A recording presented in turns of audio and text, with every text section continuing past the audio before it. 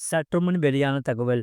கலைஞர் மகளிர் உரிமைத் தொகையில் ஒரு 3 முக்கியமான தகவல் வெளியாகியுள்ளது. அதாவது, தமிழ்நாடு அரசின் கலைஞர் மகளிர் உரிமைத் தொகை திட்டத்துக்கு புதிதாக விண்ணப்பித்தவர்கள் என்றால், அரசு உங்களின் விண்ணப்பங்களை எப்படி பரிசீலிக்கும் என்பதை அவசியம் தெரிந்து வைத்துக் கொள்ள வேண்டும். அதாவது, ஒரு விண்ணப்பத்தை பல வழிகளில் ஆய்வு செய்த பிறகே மகளிர் உரிமைத் தொகை பயனாளிகளாக அரசு சேர்க்கும். எல்லா விதிமுறைகளையும் சரியாக பூர்த்தி செய்கிறீர்களா என்பதை நேரடி கள ஆய்வில் தொடங்கி வங்கி கணக்கு, ஆதார் எண் ஆகியவற்றையும் ஆய்வு செய்த பிறகே தகுதியான பயனாளிகள் தேர்வு செய்யப்படுகிறார்கள்.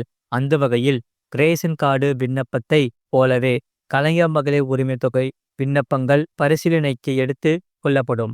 குறிப்பிட்ட தேதிக்குள் கொடுக்கப்பட்ட புதிய ரேஷன் கார்டு விண்ணப்பங்களையே அரசு முதலில் பரிசீலனைக்கு எடுத்துக்கொண்டு பல்வேறு கட்டணங்களாக விண்ணப்ப பரிசீலனையை முடித்து புதிய ரேஷன் கார்டு விண்ணப்பங்களுக்கு தமிழ்நாடு அரசு ஒப்புதல் கொடுக்கும் என்று சொல்லப்படுகிறது.